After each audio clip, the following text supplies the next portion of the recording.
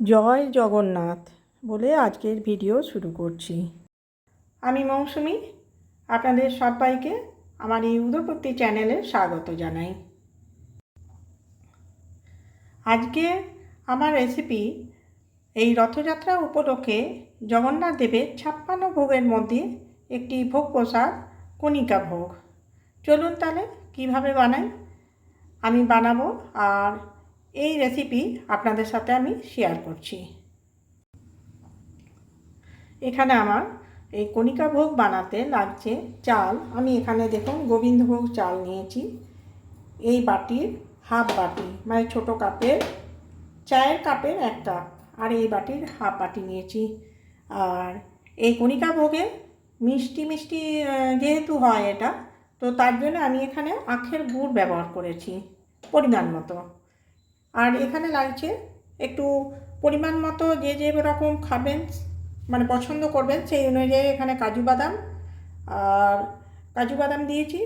আর গোটা গরম মশলার মধ্যে গোলমরিচ আছে, 4টে এলাচ আছে, দারচিনি আর 5-6টা লবঙ্গ দিয়েছি, এখানে 2টো তেজপাতা। আর এই রান্নাটা সম্পূর্ণ ঘিয়ে হবে, এই যে আমি এখানে ঘি নিয়েছি।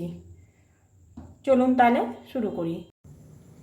এখানে আমি গ্যাস অন করে একটা পরিষ্কার কড়াই বসিয়ে দিয়েছি। এই জগন্নাথ দেবের ভোগ প্রসাদ রান্না কিন্তু সমস্ত কিছুই মাটির পাত্রে হয়ে থাকে, তো আমি এখানে মাটির পাত্রে করছি না, যদিও আমি যেভাবে বাড়ির বাসনে রান্না করি সেইভাবেই করছি। কড়াই গরম হয়ে গেছে, এখানে আমি এই যে 1 চামচ ভর্তি ঘি দিয়ে দিলাম।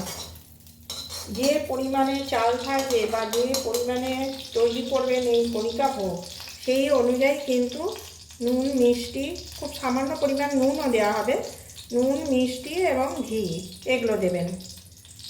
এখানে ঘি দিয়ে দিলাম, ঘি গরম হয়ে গেলে আমি এখানে গোটা গরম মশলা এক এক করে দিয়ে দেব। প্রথমে দিয়ে দিচ্ছি তেজপাতা, তারপরে এলাচ দিয়ে দিলাম, দারচিনি দিয়ে দিলাম, দেখুন লবঙ্গ দিয়ে দিচ্ছি এবং গোটা গোলমরিচ কিন্তু এতে দিয়ে দিচ্ছি। আর এই একই সাথে আমি এগুলো নাড়াচাড়া করতে করতে এখানে আমি কাজু বাদামগুলো দিয়ে দিলাম, এবারে রথযাত্রা কার কীরকমভাবে কেটেছে তো আপনারা জানাবেন আমাকে। আমার তো রথযাত্রার দিন আমি রথ দেখতে গেছিলাম, আর তারপরেও আরেকদিন রথের মেলা, রথ এখানে দুর্গাপুরের চিত্রালয় রথের মেলা হয়। এখানে সৃজনে জগন্নাথ দেবের মন্দির থেকে রথে করে জগন্নাথ দেব আসেন। তো আপনাদের কার কেমন রথের মেলা বা এই রথযাত্রা কিভাবে কেটেছে আপনারাও জানাবেন আমাকে। এবার দেখুন এই ধুয়ে রাখা চাল, ওটাকে জল ঝরিয়ে রেখেছিলাম, সেই চালটা কিন্তু আমি এখানে দিয়ে দিলাম। ধুয়ে ভালো করে জলটা ঝরিয়ে রেখে দিয়েছিলাম কিছুক্ষণ। এবারে এটা একটু নাড়াচাড়া করব।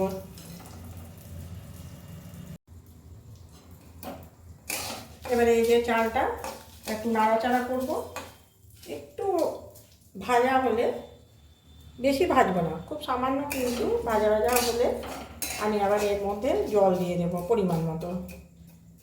আমি এখানে চায়ের কাপের 1 কাপ বা এই বাটিটার হাফ বাটি চাল নিয়েছি, অতএব এই বাটির 1 বাটি ভর্তি জল দেবো। আর ধরুন তারপরেও যদি বোঝেন যে না আর একটু লাগবে, সেক্ষেত্রে একটু দেবেন। এখানে দেখুন আমি 1 বাটি ভর্তি জল নিয়েছি, যা চাল থাকবে তার ডবল জল হবে। 1 কাপ চাল থাকবে 2 কাপ জল দেবেন, তো আমি যেহেতু বাটির মাপে দিয়েছি আমি 1 বাটি জল দিলাম।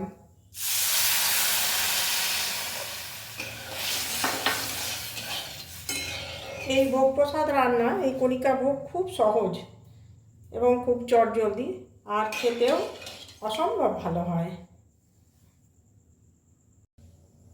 এখানে খুব সামান্য পরিমাণ মতো আর কি নুন দিয়ে দিলাম। এবারে আবার একবার নেড়ে দেবো।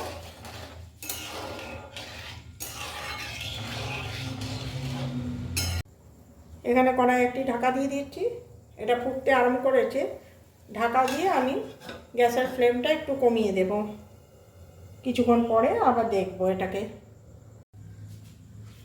এবার আমি এই ঢাকনাটা খুলে দিচ্ছি। খুলে এবার দেখব, চালটা একবার নাড়াচাড়া করে দেখে নেব সেদ্ধ হয়েছে কিনা। আমি একবার হাতে দিয়ে এরকম করে দেখে নেব। প্রায় হয়ে গেছে, একটুখানি আরও হবে। এই সময় আমি কিন্তু এখানে এই মিষ্টির জন্যে গুড়টা দিয়ে দেব।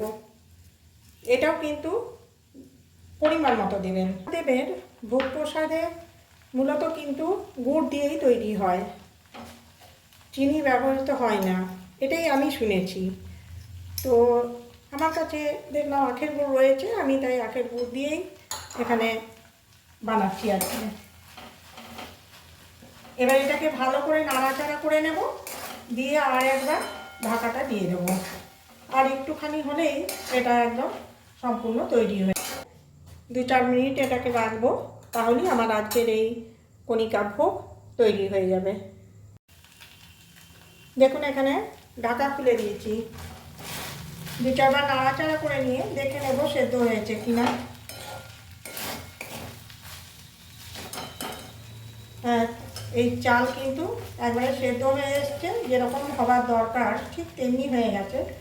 এবার আমি এটাকে গ্যাস অফ করে দিয়ে ঢাকা দিয়ে কিছুক্ষণ রেখে দেবো। তারপর এটাকে প্লেটে সার্ভ করে দেবো। তাহলেই আজকে আমার এই জগন্নাথ দেবের 56 ভোগের মধ্যে একটি রেসিপি কণিকা ভোগ আমার তৈরি হয়ে গেল। কিছুক্ষণ রেখে দিই। খাওয়ার সময় ওপর থেকে এলাচ, দারচিনি, গোলমরিচ আর লবঙ্গ গুঁড়ো করে ছড়িয়ে দেব। কণিকা ভোগটি আমি এই যে বাগানে সার্ভ করে দিচ্ছি।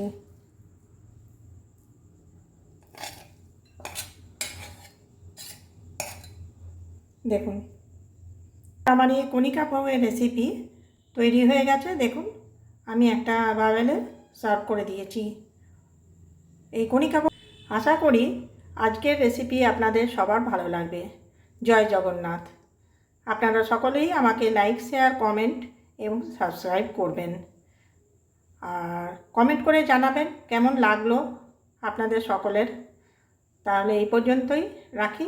আপনারা সবাই ভালো থাকবেন, সুস্থ থাকবেন।